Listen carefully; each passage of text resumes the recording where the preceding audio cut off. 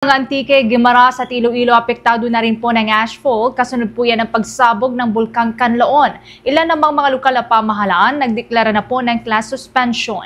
Kaugnayan, kumuha po tayo ng mga update mula sa pag-uulat ng Bombo Radio Iloilo.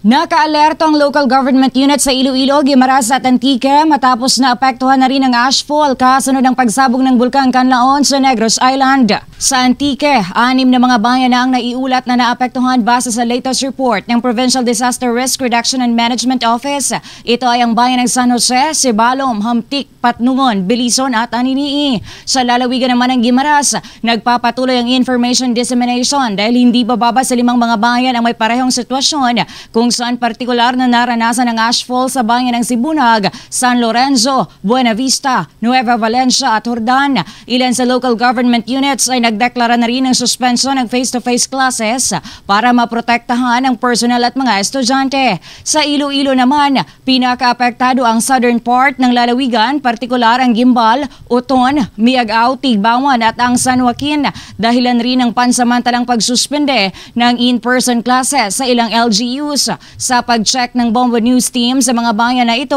halos lahat ng nasa labas ay nagsusuot na rin ng face mask.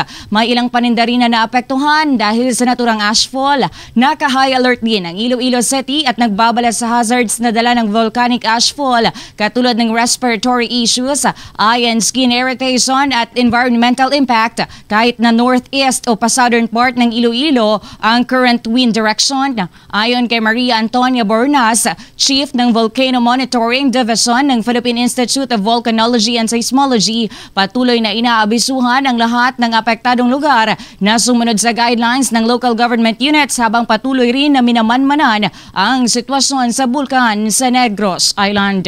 Mangyari naman po na tayo po ay mag-ingat at sumunod po sa ang lahat po ng mga LGUs at mga agencies. Matagal na po tayong winawarningan ng ating bulkan at sana po ay ngayon ay nakakasada po ang ating kahandaan para po sa kung ano po ang mangyari. At lagi po kaming nandito, 24/7 po tayo nagbabantay, nagmamanman. Nandyan po ang Kanlaon Volcano Observatory. At patuloy po tayo magbibigay ng tarampalang information at datos. Kung tayo po ay ngayon namamanmanan o mayroon po tayong mga hahalagang observation, mangyari lamang po na makipag-ugnayan po sa atin. Para sa Bombo Network News mula sa Bombo Radio Iloilo, ako si Bombo G. Zapadios. Para sa number 1 and most trusted radio network in the country, Bombo Radio Philippines. Basta Radio, Bombo!